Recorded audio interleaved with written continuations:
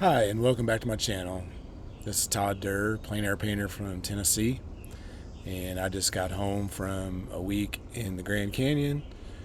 Beautiful, amazing, mind-blowing place. I'd never been there before. The trip was not specifically for me to paint, but I did do painting while I was out there. It was a trip with my siblings, my brother and two sisters, to take my mom, who's in her 70s, and she's always wanted to see the Grand Canyon, and we got her that for her Christmas gift this year. So me and my siblings took her out there. It was a great trip. Just unbelievable scenery. I've traveled in the West. I've lived in Wyoming before and painted all over Grand Teton, and always thought the Grand Teton was like my number one place, but Grand Canyon may have supplanted it as number one. But anyway, the reason I'm shooting right here on my back deck here at my home is in the video that I did, the video footage I did shoot, I didn't do any narration or anything. It was just shoot like time lapses and stuff of me painting.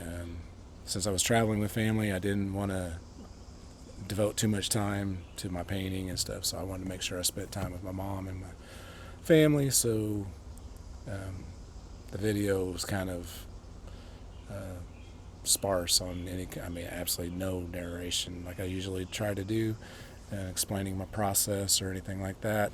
So I'm going to sit here and try to put some voiceover on it, so this doesn't end up being just a video with music in the background. Still maybe end up being a boring video, but that's okay. I do my best, and hopefully the grandeur of the place is enough to support it all. Okay, we're starting out here on the south rim of the Grand Canyon, the most popular side of the canyon, I believe. My very first painting coming up here, which is just a short clip of it because I just shot it with my phone, is at the Bright Angel overlook, where the Bright Angel Trail drops down into the canyon if you ever want to hike that. So I've got to go back and do that. This here is my second painting, and it's on the rim trail going west from the village there, where all the, I think, what's that called, Hermit Road, where you can't drive a private vehicle. You have to take the shuttle buses, which is what we were using, and we just stopped off at the various viewpoints along there. And this is one of the early ones because I wanted to get that early light because as you can see, it's a cloudless day, so I really tried to get that morning light, which I think here I tried to capture that atmosphere in the distance of the canyon, more with a vertical composition.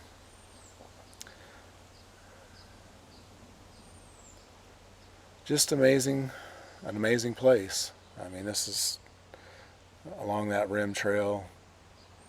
We hiked some of it, and then we'd get back on the shuttle bus and ride it for a little bit because, like I say, it was with my mom, which she was a total trooper. I think we ended up doing 5 to 6 miles a day, hiking, and between there and all the places we went.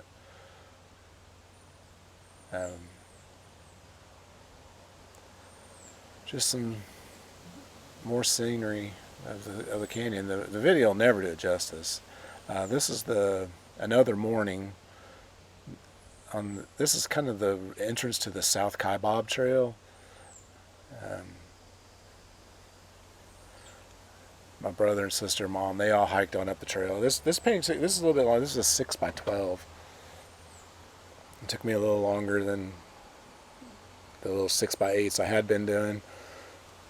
But when I was hiking along there and just that view that I just showed you, it just, because with the Grand Canyon, I think it's kind of a cliche, I guess. The painting from the rim, you just go for something in the foreground, which I'm using with this shadow area, and then these distant, soft shadows and kind of the interplay of warms and cools that morning.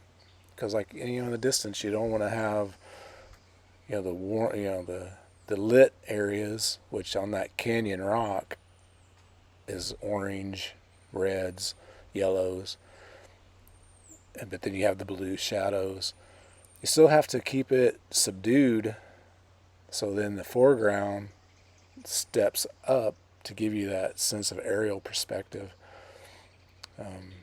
Which here I'm just using some cerulean blue and white to make the sky a little bit of yellow,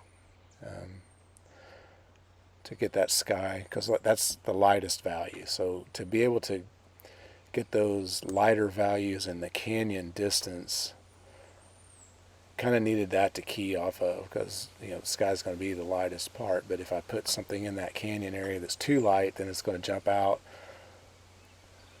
and not read correctly. And so I'm using a lot of blue, and there you see there's some reds there. I was using my palette was cad red medium and alizarin crimson were my reds, cad yellow lemon and yellow ochre were my yellows, and ultramarine blue and cerulean blue were my blues, and then titanium white, of course. So as these kind of these sloping parts of the canyon, not the steep cliffs, had a greenish tint to it, because there's just sagebrush, and so that kind of, with that direct sunlight on it, was a muted sagey green that I was going for there. I mean, this is early in the painting, but I wanted to try to really capture quickly that light effects in that canyon, something that I don't get to paint here in East Tennessee. I mean, we're basically a tropical rainforest in the summer months with all the green and everything. But you get up in the mountains, which aren't too far from here, you get to paint the atmosphere, but you don't ever get to use red, not at least in the quantities that you do there in the canyon. So yeah, what a special treat to get out there and paint the Grand Canyon. Can't wait to get back out there.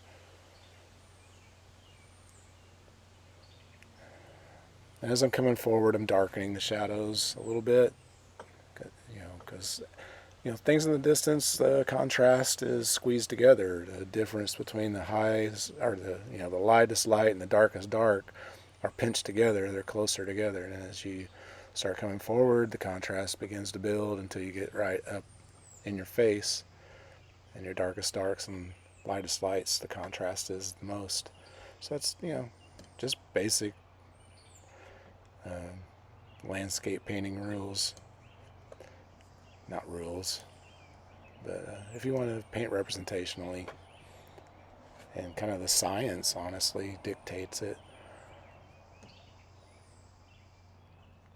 So like, even though this is all a shadow area, there is going to be some contrast and warms and cools, but you have to maintain that shadow shape, so you can't go too saturated. So I'm really putting some saturated color there on that one little prominence that was down in the valley.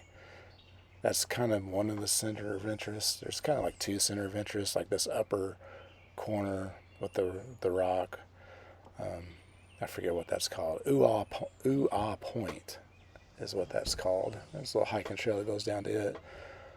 But yeah, so I was kind of like focusing on that area, and then a secondary interest down here with this bright,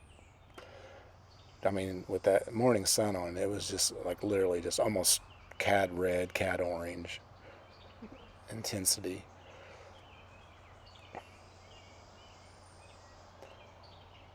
At this point in the painting, I'm just basically just going back and forth between my warms and cools, lights and darks. That's kind of how I think about it.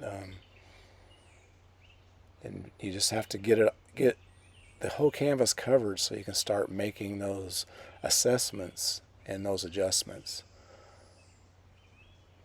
Because until you get it all covered, you can't really accurately define what you're seeing. But then, of course, at this time I've been painting for about a half an hour, and the sun is coming up. This was in the morning, so the sun was rising over to the right of this shot, and just that's why I love plein air. This is the response and responding to what you see out there. Isn't that just beautiful? I'm not talking about my painting. I'm talking about the Grand Canyon. It's just amazing. So fortunate to get to go out there finally. It's also interesting. I was pretty close to the trail there, so there's always people coming by, giving me high fives, saying, "Oh man, that's awesome." It's like, thank you. I'm blessed to be able to do what I'm doing, and that other people would see it and appreciate it. That's what it's all about for me. It's like, most people just walk by and don't even look, and it's like, look at this place. It's amazing. And you can't, like I say, all my life I've, seen pictures of the Grand Canyon, seen videos and movies, and I've never had Grand Canyon on the top of my list of places to go see for some reason. But now that I've been out there and seen it,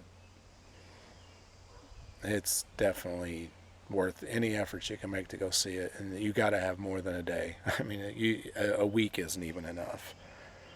It's just amazing. This is just on the South Rim. We do, later in the video, we did spend a day on the North Rim. And honestly, I think the North Rim is my favorite. But I'll get to that one when we get to that point.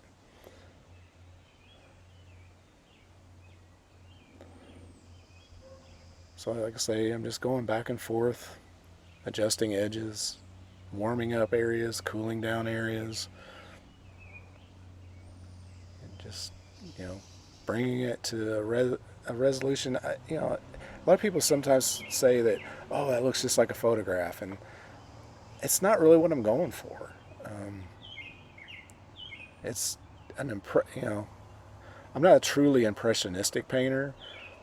I mean, my stuff I do tend to lead towards, a realistic interpretation, but it's still brush strokes. I'm thinking, just putting down brush strokes. I'm still fighting it. I mean, technically, you just want to put down a brush stroke and leave it alone. And as this is sped up video. I think I sped it up like 4 times, just so the video wouldn't be so long.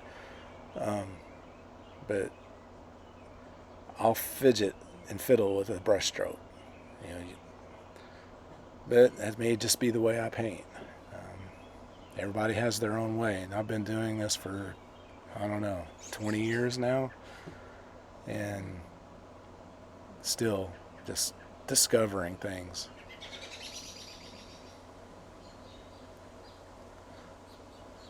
And see, at this point, the painting has progressed to probably a good 45 minutes. I just painted this little bit of light that was creeping over. I don't know if that was necessary. Sometimes you get trapped into chasing the light, as they say.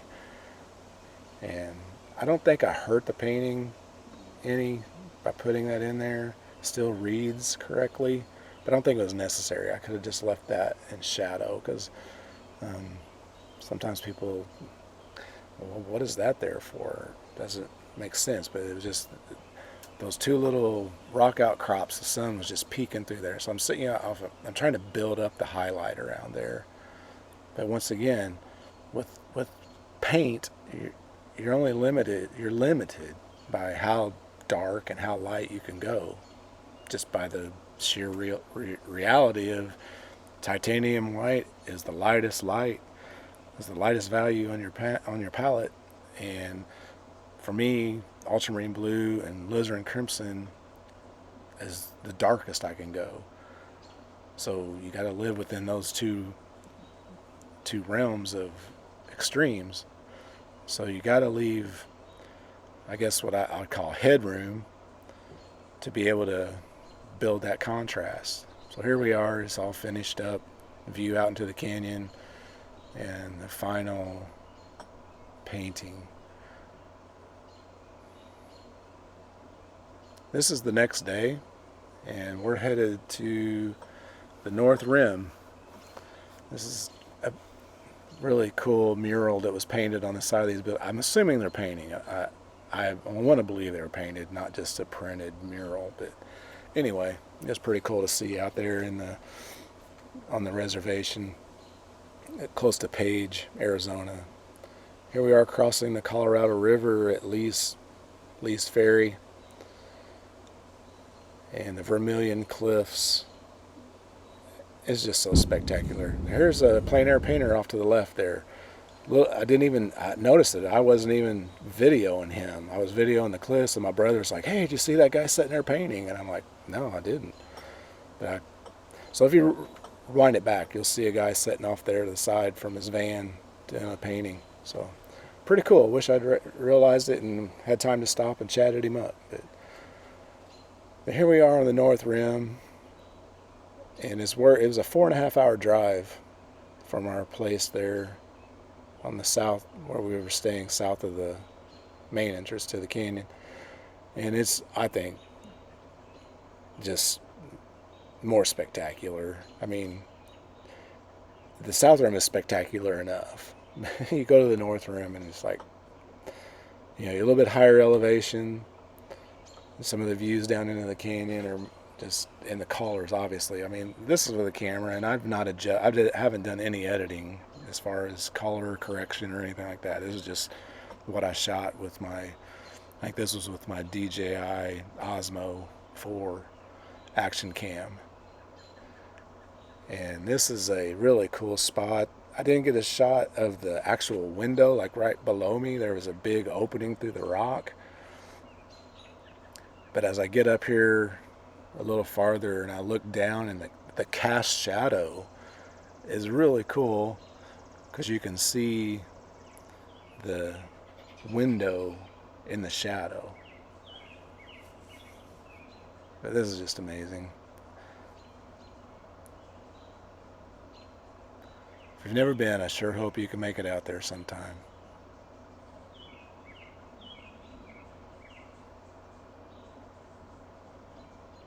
But yeah, there we go. Looking down on the cast shadow, and you can see that little speck of light right there.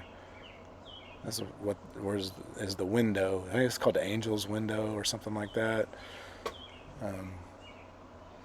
That was, which point was that?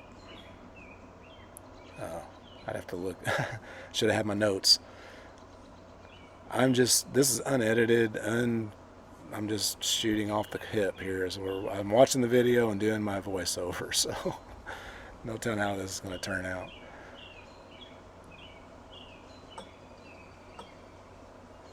Just another spectacular overlook.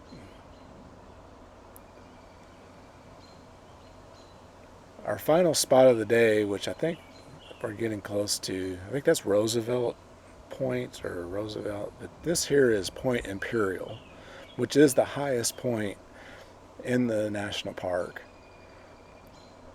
And this rock outcropping I'm painting is called Hayden's Peak. It was just screaming, "Paint me, paint me, paint me." So I obliged.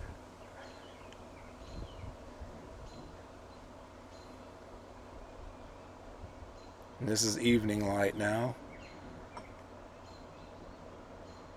And I almost didn't think I was going to get to paint that day, because it was such a long drive. Like I say, it was a 4.5 hour drive over. We spent the better part of the day exploring around there. Had a wonderful lunch at the Grand Canyon Lodge. Beautiful. I mean, I wish we'd do more architecture like we did back when I guess it was the Civilian Conservation Corps built all that stuff during the Depression. But just that, using the natural building materials of the place, I mean, the place just fits. And it's just an amazing structure. But anyway, go there if you can. Once again, I get to use a ton of red versus what I usually paint with here in the East. But at the same time, it's subtle. It's just, that's what I love about plein air painting is you learn to see, and the variations and the subtleties. Stuff that a photograph will never pick up. And I'm not poo-pooing photography. It's just from looking at photos, and maybe I'm just a bad photographer, but it's just photography never picks up what my eye can see and remember.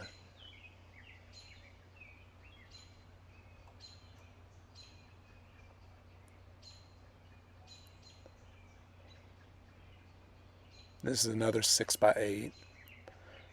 If you're wondering, I use the Centurion brand from Jerry's Artorama, the oil primed linen, and I buy the big sheets, the 36 by 24, and then cut down my panels out of that. This particular easel that I'm using is an Open Box M 11 by 14. I really like it. I've had it forever. It's one of my first professional level easels, palettes that I've ever had. I also have the Prolific Painter Day Tripper and the Fly on the Wall, and I love both of those. They're great tools to have for specific reasons. But on this particular trip, I just brought this one along. I actually brought my Fly on the Wall, but I went off and left the little 1/4 T-nut that I need to put it on my tripod, so it ended up not being used. But as you can tell, this easel has been around the block. I've had it for about at least 10 years, so it's got a lot of painting miles on it. And that's what it takes, folks. It's not, I wouldn't even say it's talent. I mean, it's just years of working at it. I mean, you have to have a natural aptitude, I guess, and the willingness to put in the work, because I was not painting like this 10 years ago. I wasn't painting like this 5 years ago. It's just a progression.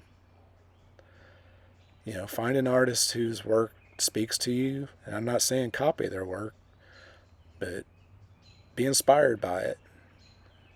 And as long as you stay true to what you're about, your own voice will eventually start speaking.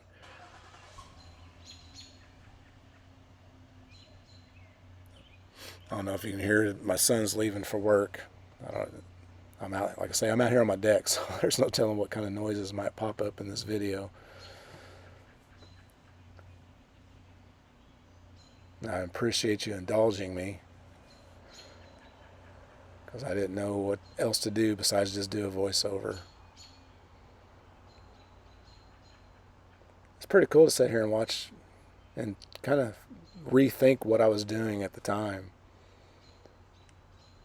And with this one here, it's just, with that rock outcropping, it was just to really bring it into focus, and then let everything else in the distance. All the edges were soft, it was blued everything out. Just really gave that sense of atmosphere, which was there.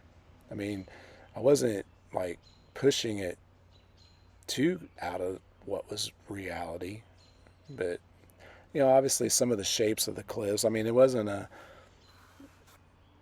somebody wanted to sit there and go, oh, that cliff's not exactly there, and that you didn't paint that one in. It doesn't matter. The sense of the place is captured, and that's what you've got to do. You don't have to paint every leaf. You don't have to paint every rock. You don't have to paint even exactly what's there. But if, this gives the sense of the Grand Canyon. When I look at this little painting, it's sitting in my breakfast room right here off the deck.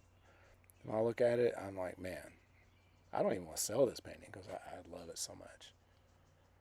Because this was the last painting I did of the trip, and I finally just felt like I was getting the grasp of painting the canyon. So obviously, I've got to make multiple trips back to the canyon, because it is a magical place.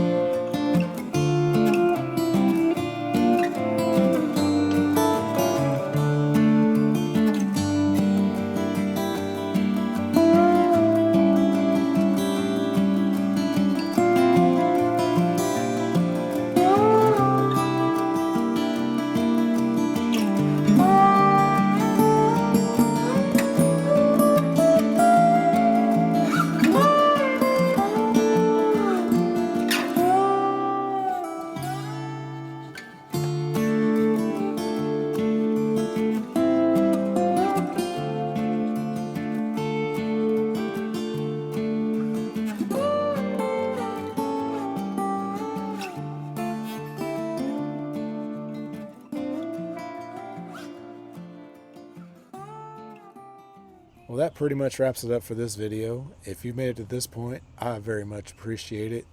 I would really love if you would like and subscribe. It's free. This is absolutely free content. I may not be the best video content creator. I'm more of a painter. I'd rather be out painting, but in this day and age, we got to do this kind of thing. So I appreciate you watching. Anyway, if you'd like to see more of my work, you can go to my website, www.todddur.com, where I have all my work available for purchase, including these new paintings I just did at the Grand Canyon. Also, if you're in the Cleveland, Tennessee area anytime, I do have a studio gallery at the old woolen mill as part of the Art House project. I'm in there with my, about, I guess, 8 other artists now. So, yeah, if you don't like my work, I'm sure there's somebody there that this work will speak to you. And that's the thing, is find somebody art that speaks to you and pick it up. Because my wife and I, we've started to collect art from artists we admire and appreciate. And having art from living artists that you know and appreciate on your walls, and you walk by it every day, it makes a difference to your life. Try it sometime. So whether it's my art or another artist's art, buy art from living artists.